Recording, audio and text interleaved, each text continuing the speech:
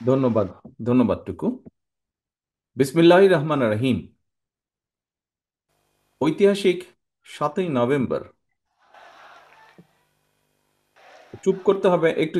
যারা স্লোগান দিচ্ছেন দয়া করে আপনারা স্লোগানটি বন্ধ করতে হবে। স্লোগান বন্ধ হবে।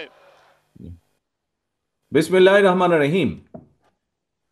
ঐতিহাসিক 7ই নভেম্বরের 50 বৎসর পূর্তি উপলক্ষে আয়োজিত এই থামেন, আজকের থামেন, থামেন, প্লিজ। এই মিরাজ, এই ছেলে, মিরাজ থামো। আপনারা যারা স্লোগান দিচ্ছেন দয়া করে আপনাদেরকে তো কথা শুনতে হবে।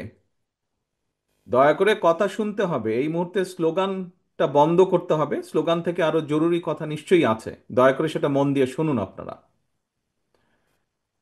বিসমিল্লাহির রহমান রহিম।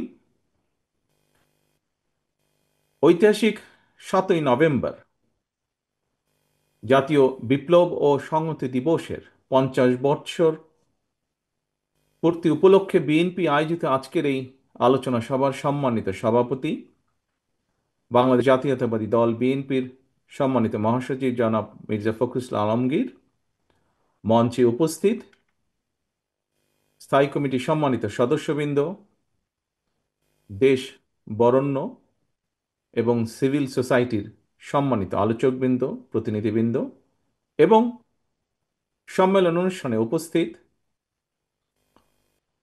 বিভিন্ন রাজনৈতিক দলের সম্মানিত নেতৃবৃন্দ, আমন্ত্রিত অতিথিবৃন্দ, আসসালামু আলাইকুম। প্রিয় উপস্থিতিবৃন্দ, এতক্ষণ আলোচনায় আমরা 1975 সালের 7ই নভেম্বরের প্রেক্ষাপট এবং দেশের চলমান রাজনৈতিক পরিস্থিতি সম্পর্কে বক্তাদের বিভিন্ন রকম তথ্যবহুল আলোচনা আমরা সকলে মন দিয়ে শুনেছি।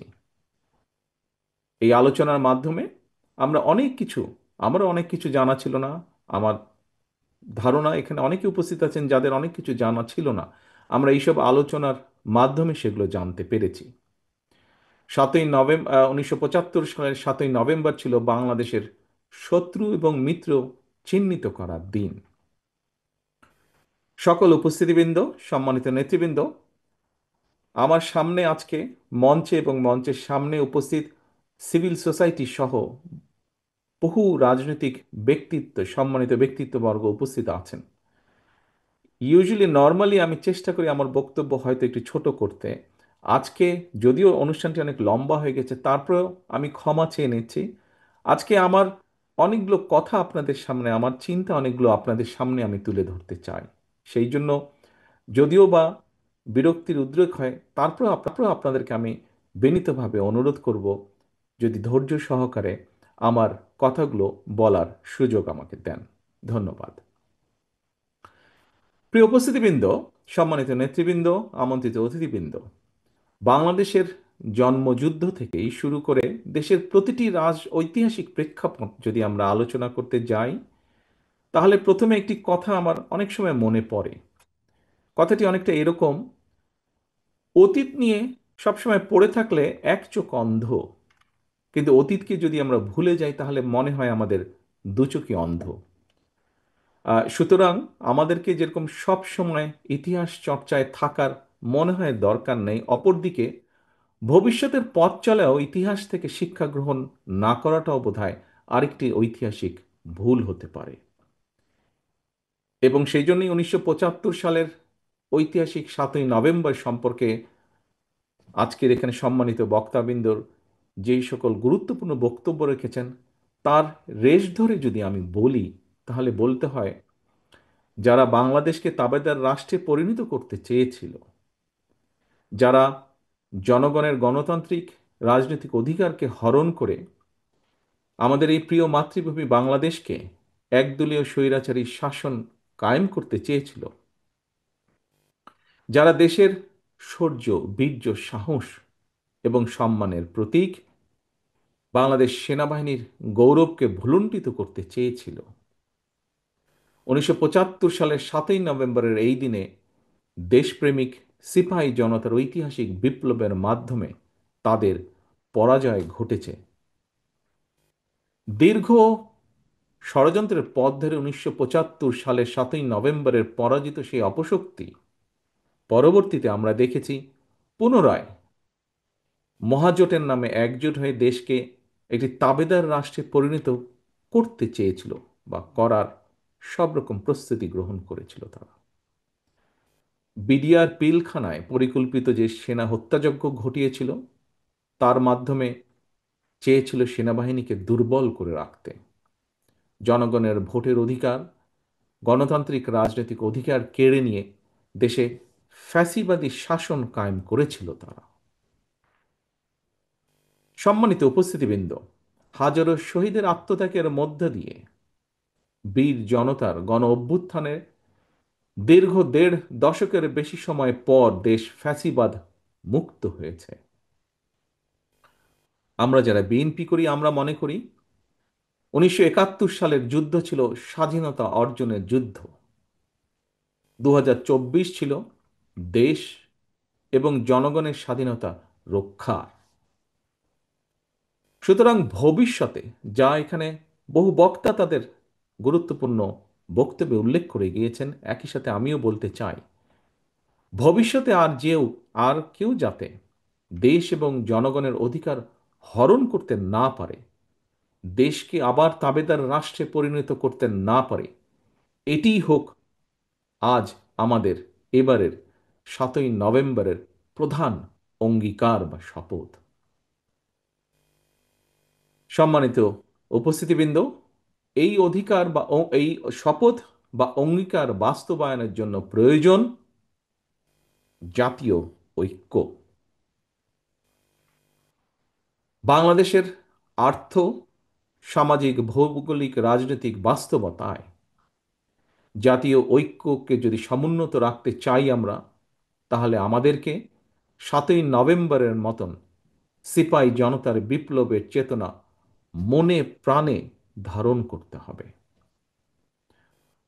1971 সালের স্বাধীনতা যুদ্ধ, 75-এর 7ই নভেম্বর তাবেদার অপশক্তির বিরুদ্ধে সিপাহী জনতার বিপ্লব, 90-এর স্বৈরাচার বিরোধী আন্দোলন কিংবা 2024-এর ফ্যাসিবাদ বিরোধী গণ অভ্যুত্থান, এভাবে ইতিহাসের বিভিন্ন সময় প্রতিটি বিপ্লব কিংবা অভ্যুত্থানের একটাই আকাঙ্ক্ষা ছিল, এবং সেই আকাঙ্ক্ষা হলো স্বাধীন বাংলাদেশে জনগণের রাজনৈতিক এবং অর্থনৈতিক অধিকার প্রতিষ্ঠা। সম্মানিত উপস্থিতিবৃন্দ, 1.5 দশকের ফ্যাসিবাদী চক্রের কবল থেকে দেশকে মুক্ত করতে গিয়েও অসংখ্য অগণিত মানুষ জীবন দিয়েছেন। মাত্র সেদিনের কথা, শুধুমাত্র জুলাই আগস্টেই শহীদ হয়েছেন 1,500-এরও বেশি মানুষ।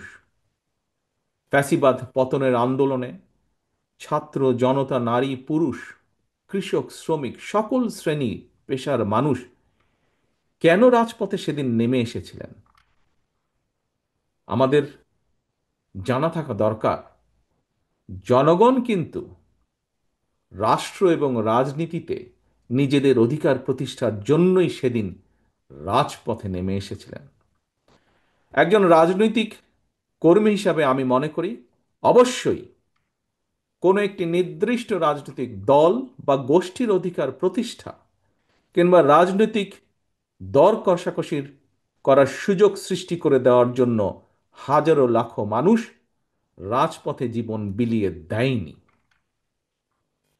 সম্মানিত উপস্থিতিবৃন্দ, জনগণের অধিকার প্রতিষ্ঠার জন্য জনগণের সরাসরি ভোটে জনগণের কাছে জবাবদিহিমূলক সরকার প্রতিষ্ঠার ক্ষেত্র যখন প্রস্তুত হচ্ছে, আমরা খেয়াল করে দেখছি তখন কয়েকটি রাজনৈতিক দল অন্তর্বর্তীকালীন সরকারের দুর্বলতার সুযোগ নিয়ে কার্যত গণতান্ত্রিকামী জনগণের রাজনৈতিক অধিকার প্রতিষ্ঠার বিরুদ্ধেই মনে হয় অবস্থান নিচ্ছে বা নিয়েছে।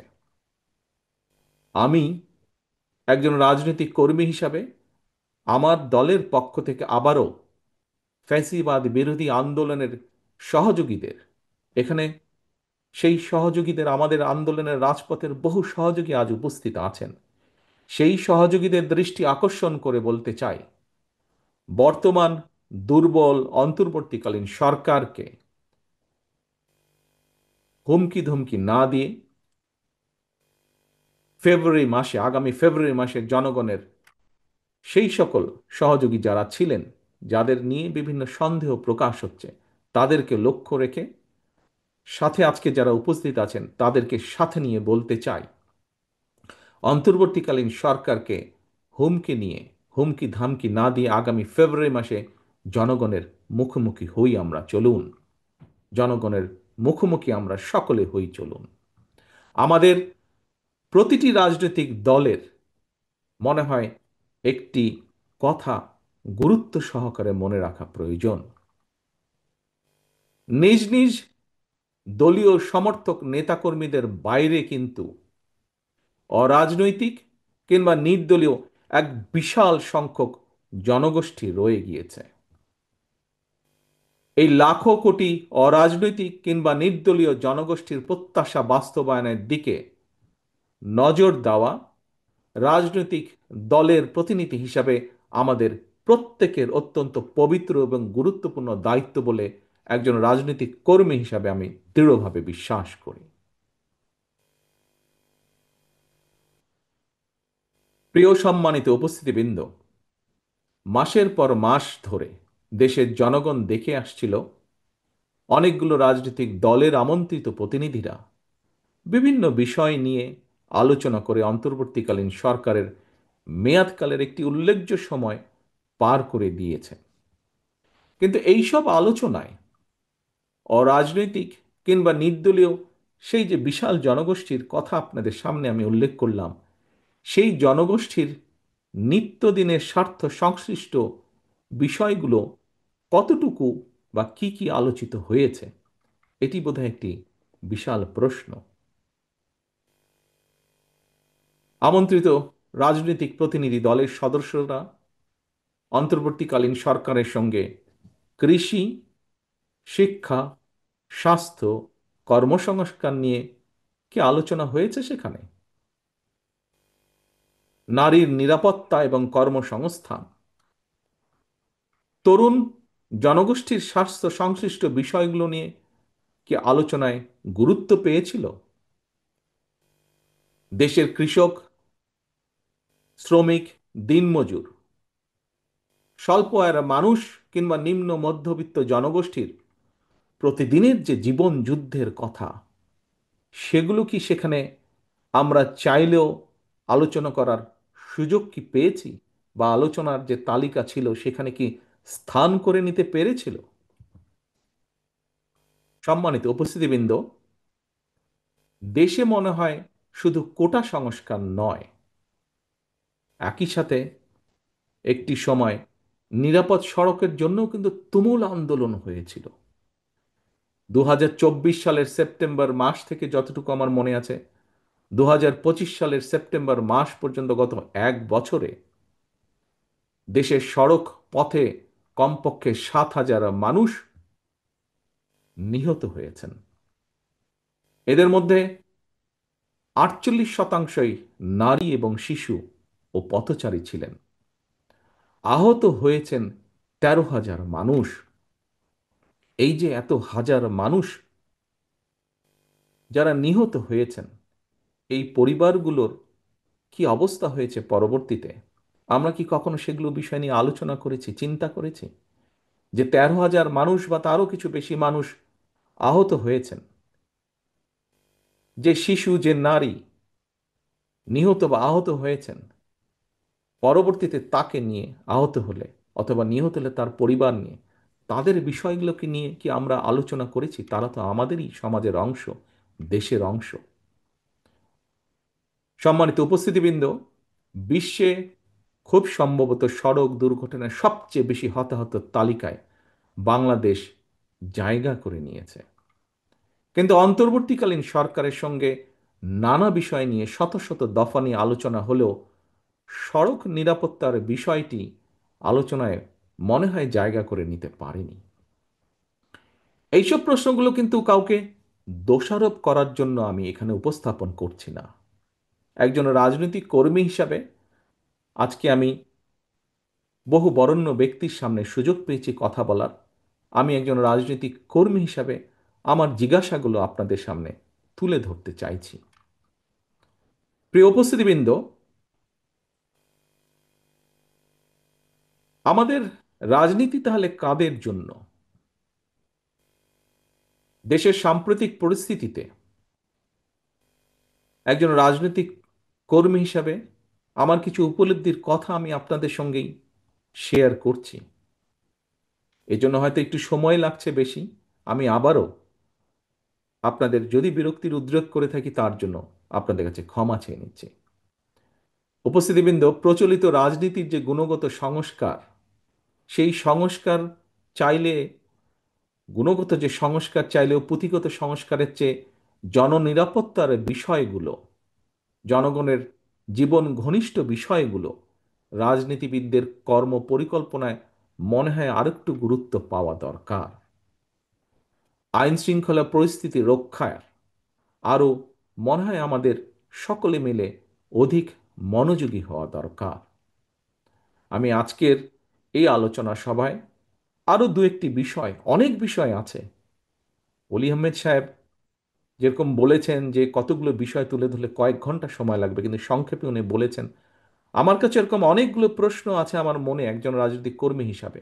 তবে যেহেতু এই আলোচনা সবাই হয়তোবা সবগুলো রেইজ করা যাবে না, আমি দু একটি বিষয় আরো আপনাদের সামনে উল্লেখ করতে চাই। সম্মানিত উপস্থিতিবৃন্দ, আমার যতটুকু ধারণা আছে, যতটুকু আমি জেনেছি, দেশে এবার 1 কোটি, খুব সম্ভবত 1,15,00,000 টন আলু উৎপাদন হয়েছে। আলু উৎপাদন করে কৃষকরা খুব সম্ভবত, আলু কৃষকরা বিপাকে পড়ে গিয়েছেন আলুর এই এই এই এই উৎপাদনের কারণে। কারণ আলুর যে উৎপাদন খরচ এবং আলুর উৎপাদিত আলু যে কোল্ড স্টোরেজে রাখতে হবে, প্রতি কেজি আলুর পেছনে খুব সম্ভবত খরচ পড়ছে প্রায় 25 থেকে 27 টাকার মতন। অথচ আলু চাষিরা কিন্তু এখনো অর্ধেক দামেও উৎপাদিত আলু বাজারে বিক্রি সম্ভবত করতে ওনারা পারছেন না। আলু চাষ করে আলু চাষিরা এবার প্রায়, হিসাব যা বলে কম বেশি, যেই স্ট্যাটিস্টিক্স যতটুকু পাওয়া গিয়েছে, প্রায় 3,000 কোটি টাকার যে লোকসান তার আশঙ্কা তারা করছেন। 3,000 কোটি টাকার মতন লোকসান হতে পারে। অপরদিকে এখানে খুব সম্ভব এক বক্তা ওনার বক্তব্যে উল্লেখ করেছেন যে, যা আমি এখনই বলতে চাইছি আপনাদের সামনে। অপরদিকে আমরা দেখি যে দু একটি রাজনৈতিক দলের আবদার মেটাতে গিয়ে কথিত গণভোট যদি করতে হয়, রাষ্ট্রকে আলু চাষিদের যে 3,000 কোটি টাকা পরিমাণের গড়ছা, এই গণভোট, কথিত গণভোট করতে হলে রাষ্ট্রকে প্রায় সমপরিমাণের টাকা গচ্ছা দিতে হবে। প্রিয় উপস্থিতিবৃন্দ, এমন পরিস্থিতিতে লোকসানের মুখোমুখি এইসব আলু চাষিদের কাছে এই সময় গণভোটের চেয়ে মনে হয় আলুর ন্যায্য মূল্য পাওয়াটা অনেক বেশি গুরুত্বপূর্ণ। দেশবাসীর ভাবনার জন্য আমি এই প্রসঙ্গটি উপস্থাপন করলাম। এখানে মিডিয়ার ভাইরা আছেন, ওনারা যদি আমাকে সহযোগিতা করেন তাহলে আমার এই প্রসঙ্গটি আমি দেশবাসীর কাছে ওনাদের মাধ্যমে উপস্থাপনের জন্য রেখে গেলাম। একই সাথে, একইভাবে যে সকল সম্মানিত উপস্থিতিবৃন্দ, আমন্ত্রিত অতিথিবৃন্দ আছেন, তাদের কাছে আমি এটি রেখে গেলাম। এরপরে উপস্থিতিবৃন্দ, আমি আরেকটি বিষয়ে আসি, আরেকটি বিষয় আপনাদের সামনে তুলে ধরতে চাই। এটিও, এখান থেকে মিটিং শেষ করে আপনারা ঘরে ফিরে যাবেন এবং ঘরে ফিরে গিয়ে নিশ্চয়ই আপনারা এখানে 4 ঘন্টা ধরে আছেন, কিছুটা ক্ষুধার্ত, কাজে আপনারা যাই মোটামুটি খান না কেন, আমি যে বিষয়টি এখানে উল্লেখ করব সেটি তার সাথে রিলেটেড বা সেটি সম্পর্কিত। কি সেটি? এবার আমি আসি পেঁয়াজ উৎপাদন প্রসঙ্গে। উপস্থিতিবৃন্দ, আমি যতটুকু জানি, আমি আমার পক্ষে যতটুকু সম্ভব হয়েছে, দেশে চাহিদার, যে পরিমাণ পেঁয়াজের চাহিদা বা যে পরিমাণ উৎপাদন হয়, আমাদের কৃষকদের কম বেশি মোটামুটি সক্ষমতা রয়েছে, যদি তাদেরকে সহযোগিতা করা হয় বিভিন্নভাবে, সক্ষমতা রয়েছে মোটামুটিভাবে আমাদের যেটা ডিমান্ড রিকোয়ারমেন্ট সেটি উৎপাদন করার। তবে দেশে পেঁয়াজ সংরক্ষণ সুষ্ঠুভাবে সংরক্ষণ করার কোনো ব্যবস্থা সেভাবে না থাকে, অর্থাৎ কোল্ড স্টোরেজ না থাকায় আমাদেরকে প্রতি বছর পেঁয়াজের জন্য নির্ভর করতে হয়, আমদানি করতে হয়। পেঁয়াজ আমদানির উপর নির্ভর করতে হয় আমাদের। Excuse me. আমার কাছে মনে হয়েছে জনগণের হাজার হাজার কোটি টাকা ব্যয় করে কথিত গণভোট উৎপাদনের চেয়ে সেই টাকায় পেঁয়াজ সংরক্ষণাগার বা কোল্ড স্টোরেজ যদি স্থাপন করা হয়, এটা বোধহয় কৃষকদের কাছে গণভোটের চেয়ে অনেক বেশি গ্রহণযোগ্য হবে। তবে সবচেয়ে কষ্ট বা আনফর্চুনেট ব্যাপার হচ্ছে, পেঁয়াজ কৃষক বলুন বা অন্য যেই কৃষকের কথাই বলুন না কেন, তাদের কথাগুলো যেরকম তাদের বলার জায়গা নেই, এই মুহূর্তে তাদের হয়ে কথাগুলো তুলে ধরারও বোধহয় কোনো জায়গা নেই। ভেরি আনফর্চুনেট যেটি। উপস্থিতিবৃন্দ, সম্মানিত নেতৃবৃন্দ, বরেণ্য ব্যক্তিবর্গ, বর্তমানে দেশে গার্মেন্ট শিল্প থেকে শুরু করে বিভিন্ন সেক্টরে কর্মজীবী নারীর সংখ্যা যতটুকু আমার ধারণা আছে 2 কোটিরও বেশি। এত অধিক সংখ্যক নারী যদি 8 ঘন্টার পরিবর্তে 5 ঘন্টা কাজ করতে বাধ্য হয়, তাহলে তাদের বাকি কর্মঘণ্টার টাকাটা কে দিবে? এটি একটি বিরাট প্রশ্ন। নারীর কর্মঘণ্টা কমানোর কথা বলে চাকরিদাতাদেরকে কি কৌশলে নারীদেরকে চাকরি না দেওয়ার জন্য কি উৎসাহিত করা হচ্ছে না? আমি যতটুকু জেনেছি, এই কথাটি প্রকাশিত হওয়ার পরে দেশের নারী সমাজ, যারা বিভিন্নভাবে কর্মসংস্থানের সাথে সংশ্লিষ্ট আছেন, সেটি গার্মেন্টস হোক বা বিভিন্ন সেক্টরেই হোক, তাদের মধ্যে একটি আতঙ্ক ছড়িয়ে পড়ছে। প্রিয় সম্মানিত উপস্থিতিবৃন্দ, মানুষ যখন কর্মহীন হয়ে পড়ছে, এমন পরিস্থিতিতে কর্মজীবী নারীদের মনে ছড়িয়ে পড়া যে চাকরির সংকোচনের আতঙ্ক, এটা বোধহয় অনেক বেশি, গণভোটের চেয়ে দরকার অনেক বেশি তাদেরকে আশ্বস্ত করা যে তাদের এই আতঙ্কিত হবার কোনো কারণ নেই। তাদের কাছে এই আতঙ্কটি বোধহয় গণভোটের চেয়ে অনেক বেশি গুরুত্বপূর্ণ মনে হয়। এই আতঙ্ক কাটানোটাও গুরুত্বপূর্ণ। উপস্থিতিবৃন্দ, দেশে বেকারত্বের হার বেড়েই চলেছে। পত্রিকার পাতা খুললেই এরকম সংবাদ প্রায়শই আমাদের চোখে পড়ে। টিভি টকশো খুললেই এই ধরনের কথাবার্তা অনেক টকশোতে অংশগ্রহণকারী ব্যক্তির কাছ থেকে আমরা জানতে পারি। সম্প্রতি একটি বেসরকারি গবেষণা প্রতিষ্ঠানের রিপোর্টে বলা হয়েছে, দেশে বর্তমানে দারিদ্র্যের হার 28% এবং আরও 18% মানুষ যে কোনো সময় গরিব হওয়ার ঝুঁকিতে রয়েছেন। স্ট্যান্ডার্ড অনুযায়ী যেই স্কেলের নিচে গেলে গরিব বলে একজন মানুষকে মনে করা হয়, এরকম 18% মানুষ সেই ঝুঁকিতে রয়েছেন। দেশে শিক্ষিতদের মধ্যে বেকারত্বের হার বেড়েই চলেছে। দেশে উচ্চ মাধ্যমিক এবং গ্র্যাজুয়েট ডিগ্রিধারী প্রতি 5 জনের মধ্যে একজন বেকার। আজকের আমাদের এই অনুষ্ঠানের মধ্যে খুব সম্ভবত গার্মেন্ট শিল্পের সাথে জড়িত এরকম কয়েকজন ব্যক্তি উপস্থিত আছেন। সম্প্রতি বিজিএমইএ বিজিএমই জানিয়েছে, গত 14 মাসে সাভার, গাজীপুর, চট্টগ্রাম, নারায়ণগঞ্জ, মঞ্চেও একজন উপস্থিত আছেন এই ব্যাপারে, যার খুব ভালো ধারণা আছে, আমাদের স্থায়ী কমিটির সদস্য জনাব আমির খসরু সাহেব। যে কথাটি বলছিলাম আমি, যে গত 14 মাসে সাভার, গাজীপুর, চট্টগ্রাম, নারায়ণগঞ্জ, নরসিংদীতে কমপক্ষে 300-তেরও বেশি পোশাক কারখানা বন্ধ হয়ে গিয়েছে। আমাদের মাঝে, শ্রোতাদের মাঝে সাকি সাহেব আছেন, উনি এই বিষয়টি উপস্থিত আছেন, উনিও এই বিষয়টি আমার ধারণা খুব ভালোভাবে জানেন, কারণ উনি ওই রাজনীতি, শ্রমিক রাজনীতির সাথে কম বেশি ইনভলভ আছেন।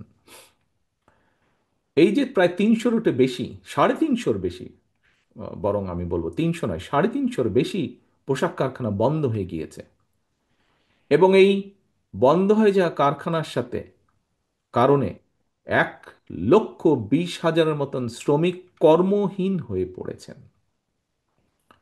সম্মানিত উপস্থিতিবৃন্দ, কর্মহীন এই মানুষগুলোর কাছে রাষ্ট্রের হাজার টাকা ব্যয় করে কথিত গণভোটের চাইতে নিশ্চয়ই একটি চাকরি কি বেশি জরুরি নয়?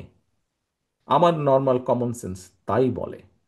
যে কোনো একজন স্বাভাবিক মানুষের কমন সেন্স তাই বলবে যে হাজার হাজার কোটি টাকা খরচ করে কথিত গণভোটের চেয়ে চাকরিহারা একজন ব্যক্তি মানুষের কাছে সবচেয়ে বেশি প্রায়োরিটি হচ্ছে একটি চাকরি বা একটি কর্মসংস্থান। আনফর্চুনেটলি মাসের পর মাস রাষ্ট্র মেরামতের নানা উপাদান নিয়ে আমরা আলোচনা করেছি, কিন্তু রাষ্ট্রের লক্ষ লক্ষ বেকারদের কর্মসংস্থান নিয়ে আলোচনার জন্য একটি দফা বা একটি দিনও আমরা নির্ধারণ করিনি বা করতে পারিনি। সম্মানিত নেতৃবৃন্দ, বিশিষ্ট উপস্থিত ব্যক্তিবর্গ, দীর্ঘ 1.5 দশকের ফ্যাসিবাদী শাসন আমলে দেশের শিক্ষা ব্যবস্থাকে সম্পূর্ণভাবে পরিকল্পিতভাবে ধ্বংস করে দেওয়া হয়েছিল। এত সংস্কার কমিটি হলো, অথচ একটি শিক্ষা সংস্কার কমিটি কিন্তু করা হলো না। শিক্ষা ব্যবস্থা বিপর্যয়ের একটি ছোট্ট দিক, কিন্তু আমার দৃষ্টিতে অসম্ভব অসম্ভব গুরুত্বপূর্ণ একটি দিক আপনাদের সামনে আজকের এই আলোচনা সভায় আমি উপস্থাপন করতে চাই। উপস্থিতিবৃন্দ, গত অক্টোবর মাসে প্রকাশিত উচ্চ মাধ্যমিক, আমি জানি না আপনারা খেয়াল করেছেন কিনা বিষয়টি, যেভাবেই হোক আমি খেয়াল করার সুযোগ হয়েছে আমার। গত অক্টোবর মাসে প্রকাশিত উচ্চ মাধ্যমিক পরীক্ষার ফলাফলে যদি আমরা বিবেচনা করি, আমরা দেখব 2025 সালে উচ্চ মাধ্যমিক পরীক্ষায় পাশের হার ছিল সর্বনিম্ন। শুধু তাই নয়, আমরা যদি আরেকটি জিনিস খেয়াল করি, সবগুলো যদি বিবেচনা করি, দেশে 200টিরই বেশি শিক্ষা প্রতিষ্ঠান যেখানে একজন শিক্ষার্থীও পাশ করেনি। এটি তো গেল একটি দিক। এর ভিতরে আরেকটি অত্যন্ত ডেঞ্জারাস বিষয়, খুব অ্যালার্মিং একটি বিষয় আপনাদের সামনে আমি এখন উপস্থাপন করতে চাই। সিরিয়াস বা দুশ্চিন্তার বিষয় হলো, সবচেয়ে বেশি শিক্ষার্থী অকৃতকার্য হয়েছেন ইংরেজি বিষয়ে, ইংরেজি সাবজেক্টে। 9টি সাধারণ শিক্ষা বোর্ডের অধীনে 1/3 বেশি শিক্ষার্থী ইংরেজি সাবজেক্টে পাশ করেননি বা করতে পারেননি। উপস্থিতিবৃন্দ, ইংরেজির পরে সবচেয়ে বেশি সংখ্যক শিক্ষার্থী যেটিতে অকৃতকার্য হয়েছেন সেটি হচ্ছে তথ্য প্রযুক্তি, অর্থাৎ আইসিটি। এই বিষয়ে অকৃতকার্য হয়েছেন। ইংরেজি এবং আইসিটির মতন এমন গুরুত্বপূর্ণ দুটি বিষয় এভাবে অকৃতকার্য হতে থাকলে বর্তমানে এই এআই যুগের এই প্রতিযোগিতামূলক বিশ্বে একটা জাতি হিসাবে আমরা কিভাবে সম্মান এবং মর্যাদার সঙ্গে টিকে থাকবো বা থাকা সম্ভব, আমার মনে হয় এই বিষয়টি এখানে আমরা যারা ঘরে উপস্থিত আছি, বিশেষ করে যারা আমরা জনগণকে সামনে রেখে জনগণের জন্য রাজনীতি করি, আমাদের প্রত্যেকটি মানুষকে অত্যন্ত সিরিয়াসলি বোধহয় চিন্তা করা প্রয়োজন। বর্তমান গ্লোবাল ভিলেজে শিক্ষা দীক্ষায় টিকে থাকতে হলে আমাদেরকে তথাকথিত গণভোট নিয়ে গবেষণার পরিবর্তে আমার কাছে মনে হয় শিক্ষা সংস্কার নিয়ে গবেষণা করা বোধহয় অনেক অনেক বেশি জরুরি প্রয়োজন। সম্মানিত উপস্থিতিবৃন্দ, পলাতক লুটেরা বাহিনীর বেপরোয়া লুটপাটের পর দেশের ব্যাংকিং সেক্টর এখনো খুব সম্ভবত, যতটুকু পত্রপত্রিকার খবরে দেখছি, অবশ্যই ঘুরে দাঁড়াতে পারেনি। দেশের মনে হয় কমপক্ষে 24টি ব্যাংক এখনো মূলধন ঘাটতিতে পড়ে রয়েছে বা পড়েছে। আমি এখানে কতগুলো বিষয়, কতগুলো কনসার্ন আমি আপনাদের সামনে তুলে ধরছি। কাউকে কোনো রকম ভয় দেখাতে চাইছি না আমি, বাট একজন রাজনৈতিক কর্মী হিসেবে আমার কতগুলো কনসার্ন আমি আপনাদের সামনে তুলে ধরতে চাইছি। উপস্থিতিবৃন্দ, দেশের অর্থনৈতিক পরিস্থিতি আমরা কম বেশি যদি সকল কিছু বিবেচনা করি, কম বেশি দিনে দিনে নাজুক হয়ে উঠছে। জিডিপি, যে জিডিপি নিয়ে আমরা বিগত সময়ে শুনেছি, স্বৈরাচারের সময় শুনেছি অনেক বড় বড় কথা, সেটি যে একটি ফাঁপা বেলুন ছিল এটি প্রকাশিত হয়ে গিয়েছে। সেই জিডিপি প্রবৃদ্ধির হার মোটেও আশা অনুরূপ নয়। 2006 সালে বিএনপি সরকার যখন তত্ত্বাবধায়ক সরকারের কাছে রাষ্ট্র ক্ষমতা হস্তান্তর করেছিল, সেই সময় জিডিপির হার ছিল অলমোস্ট 7 পয়েন্টের কাছাকাছি। এরপরে যত সময় পার হয়েছে, কোনো লুটেরা সরকারের সময় তা লুট হয়েছে, সেই লুট তারাজ দুর্নীতি সবকিছু আনপ্ল্যান অপশাসন কুশাসনের কারণে বিএনপি রেখে যাওয়া সেই অলমোস্ট প্রায় 7%, 6.8 থেকে 7%-এর যে জিডিপি বিএনপি রেখে এসেছিল, সেটি অতিক্রম করা সম্ভব হয়নি। এবং সবচেয়ে আশঙ্কার বিষয় হচ্ছে 200 মিলিয়ন বা 20 কোটি মানুষের দেশে এই মুহূর্তে যে জিডিপি বিএনপি রেখে এসেছিল অলমোস্ট 6%, এখন প্রেডিকশন হচ্ছে এই নেক্সট ইয়ারে প্রেডিকশন হচ্ছে জিডিপি 4% উপরে কোনোভাবেই যাচ্ছে না, বরং কিছুটা হলেও 4%-র কম থাকছে। এখানে বহু ব্যবসায়ী আছেন সহ বহু মানুষ আমরা উপস্থিত আছি। এই বিষয়গুলো মনে হয় আমাদের চিন্তা করা অত্যন্ত অত্যন্ত প্রয়োজন। এই 20 কোটি মানুষকে যদি বাঁচিয়ে রাখতে হয়, দেশকে যদি সামনে এগিয়ে নিতে হয়। উপস্থিতিবৃন্দ, আমি জানি আমার বক্তব্য লম্বা হয়ে যাচ্ছে, আমি সংক্ষিপ্ত করে আনছি আমার বক্তব্য। উপস্থিতিবৃন্দ, রফতানি আয় এবং রেমিটেন্স দেশে এই মুহূর্তে এই দুটি খাতই দেশের অর্থনীতির প্রধান ভরসার খাত। গত কয়েক মাসেও যদি আপনারা দেখেন স্ট্যাটিস্টিকগুলো, রফতানি খাতেও কিন্তু কিছুটা নেতিবাচক পরিস্থিতি সৃষ্টি হয়েছে বিভিন্ন ক্ষেত্রে। দেশের ব্যবসায়ী সমাজ এবং বিদেশে বাংলাদেশের উন্নয়ন সহযোগী যারা আছেন, তারা বলছেন দেশের অর্থনীতিকে ঘুরে দাঁড়াতে হলে অবশ্যই প্রয়োজন জনগণের ভোটে একটি নির্বাচিত স্থিতিশীল সরকার। কয়েকদিন আগে আন্তর্জাতিক অর্থনৈতিক সংস্থা স্রেফ ডাইরেক্ট পরিষ্কার বলে দিয়েছে যে নির্বাচিত সরকার ছাড়া তারা তাদের অর্থ সংস্থান ফান্ড রিলিজ তারা করবে না। কিন্তু আমরা দেখছি এই মুহূর্তে কোনো কোনো রাজনৈতিক দল নানা শর্ত দিয়ে, যেখানে অর্থনীতির এই অবস্থা, যেখানে বেকার সমস্যার এই অবস্থা, যেখানে প্রত্যেকটি সবকিছু ভেঙে পড়ছে, মাহফুজুল্লাহ সাহেব ওনার বক্তব্যে আরও কয়েকটি সেক্টরের কথা উনি উল্লেখ করে গিয়েছেন। আমরা দেখছি নানা শর্ত জুড়ে দিয়ে কিছু রাজনৈতিক দল, সেই যে প্রথমে বলেছিলাম আজকে যারা আমরা রাজপথের সঙ্গীরা বসে আছি, কেউ হয়তো রাজপথের সঙ্গী ছিল, সেরকম কিছু দলকে আমরা দেখছি বর্তমানে বিভিন্ন শর্ত দিয়ে জাতীয় নির্বাচন অনুষ্ঠান বাধা সৃষ্টি করতে চাইছে। জাতীয় নির্বাচন অনুষ্ঠান নিয়ে জটিলতা সৃষ্টির অর্থ একদিকে নির্বাচন না করেই হয়তো রাষ্ট্রের খবরদারির সুযোগ গ্রহণ করা, অপরদিকে রাজনীতিভাবে যদি বলতে হয় পরিষ্কারভাবে, যা দিবালকের মতন পরিষ্কার, অপরদিকে পতিত পরাজিত পলাতক স্বৈরাচারের পুনর্বাসনের পথকে সুগম করে দেওয়া। পলাতক স্বৈরাচারী সহযোগীরা গত কয়েকদিনে আমরা দেখছি খোদ রাজধানীতে যেভাবে আগুন সন্ত্রাস চালিয়েছে, ফ্যাসিবাদী বিরোধী শক্তির করণীয় সম্পর্কে এটা একটা সতর্ক বার্তা হতে পারে বলে আমার কাছে মনে হয়। এখনই সবার কাছে স্পষ্ট, ফ্যাসিবাদ বিরোধী আন্দোলনে একটা দল ফ্যাসিবাদের নিষ্ঠুরতা থেকে নিজেদেরকে বাঁচাতে গিয়ে, যেটি তাদের বিভিন্ন পর্যায়ের নেতৃবৃন্দ অনেক সময় বিভিন্ন জায়গায় উল্লেখ করেছে, যে নিজেদেরকে বাঁচাতে গিয়ে তারা ফ্যাসিবাদের ছাতার নিচে আশ্রয় নেওয়ার কৌশল অবলম্বন করেছিল।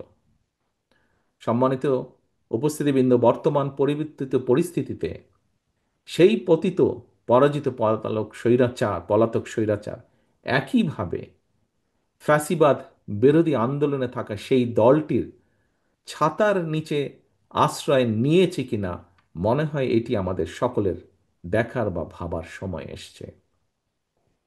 গণভোটের আড়ালে পতিত পরাজিত পলাতক অপশক্তিকে রাষ্ট্র রাজনীতিতে পুনর্বাসনের সুযোগ করে দেয়া হচ্ছে কিনা আমি এ ব্যাপারে মিডিয়ার ভাইদের মাধ্যমে, সম্মানিত আলোচকবৃন্দের মাধ্যমে, সম্মানিত রাজনৈতিক বরেণ্য ব্যক্তির মাধ্যমে, সিভিল সোসাইটির ব্যক্তিদের মাধ্যমে সকলকে এই ব্যাপারে সতর্ক দৃষ্টি রাখার জন্য দেশের গণতান্ত্রিক আমি জনগণের প্রতি আহ্বান জানাই। সম্মানিত উপস্থিতিবৃন্দ, স্বল্প মেয়াদে অন্তর্বর্তীকালীন সরকারের কাছে জনগণের সকল ক্ষেত্রে সার্বিক সফলতা আশা জনগণ সকল ক্ষেত্রে সার্বিক সফলতা আশা করে না। এটি অন্তর্বর্তীকালীন সরকারের প্রধান দায়িত্ব নয়। অন্তর্বর্তীকালীন সরকার দেশে আগামী ফেব্রুয়ারি মাসে জাতীয় নির্বাচন অনুষ্ঠানের সময় নির্ধারণ করেছে। এখন সরকারকেই সিদ্ধান্ত নিতে হবে তারা কি একটি রাজনৈতিক দলের আকাঙ্ক্ষা বাস্তবায়ন করবে, নাকি দেশের গণতান্ত্রিক আমি জনগণের কাছে জবাবদিহিমূলক একটি সরকার প্রতিষ্ঠার লক্ষ্যে ফেব্রুয়ারির জাতীয় নির্বাচনকে অগ্রাধিকার বা প্রায়োরিটি তারা দেবে। রাজপথের আন্দোলনের সকল সঙ্গীদের দৃষ্টি আকর্ষণ করে বলতে চাই, এই কথাটি আমি আগেও বলেছিলাম, আজও আবার আপনাদের সামনে আমি তুলে ধরতে চাই। উত্তর কোরিয়ার সংবিধানে লেখা রয়েছে Democratic People's Republic of Korea.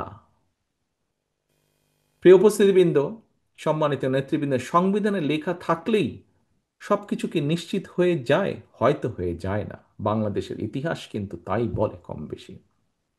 আসলে সবার আগে প্রয়োজন রাষ্ট্র রাজনীতি সম্পর্কে, প্রয়োজন মানসিকতার পরিবর্তন, প্রয়োজন রাজনৈতিক সমঝোতার, প্রয়োজন গণতান্ত্রিক মানসিকতার, সর্বোপরি প্রয়োজন দেশপ্রেম এবং জাতীয় ঐক্য।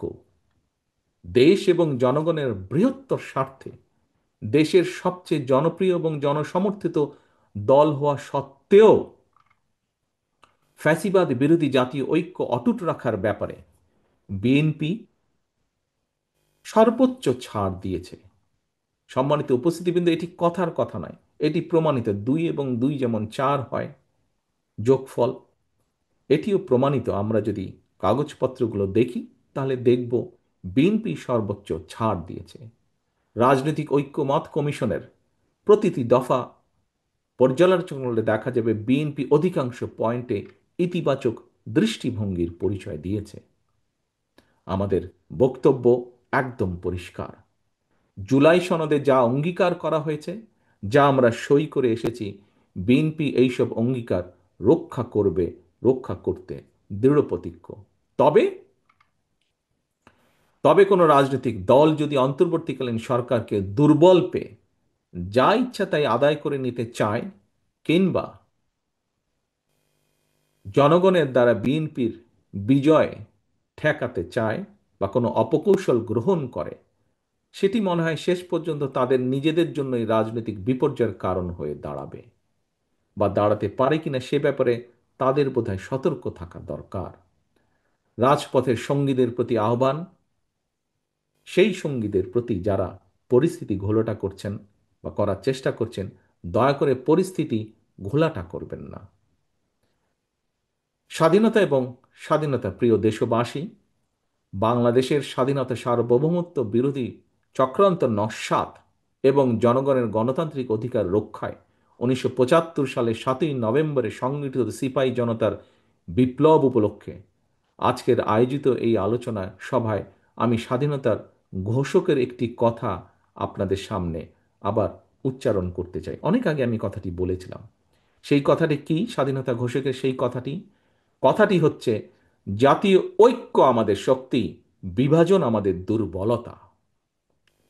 সম্মানিত অতিথিবৃন্দ, বরেণ্য রাজনৈতিক বর্গ, সিভিল সোসাইটির সম্মানিত সদস্যবৃন্দ, আজকের আলোচকবৃন্দ, আমি আমার বক্তব্য শেষ করে দিতে চাই। শেষ করার আগে আমি একটি স্লোগান আপনাদের সামনে তুলে ধরতে চাই। এই স্লোগানটি 7ই নভেম্বর উপলক্ষে আজ আবার আমি আপনাদের সামনে উল্লেখ করতে চাই, তুলে ধরতে চাই। স্লোগানটি আমি আগেও দিয়েছি। আমি স্লোগানটি দেওয়ার মাধ্যমেই আমার বক্তব্য শেষ করব। ধৈর্য সহকারে আমার এই দীর্ঘ বক্তব্য আপনারা শোনার জন্য আপনাদেরকে আন্তরিকভাবে আমি ধন্যবাদ জানাতে চাই। প্রিয় সকল উপস্থিতিবৃন্দ, আমার সেই স্লোগানটি হচ্ছে, দিল্লি নয়, পিন্ডি নয়, নয় অন্য কোনো দেশ, সবার আগে বাংলাদেশ। আল্লাহ হাফেজ। বাংলাদেশ জিন্দাবাদ। বাংলাদেশ জাতীয়তাবাদী দল জিন্দাবাদ।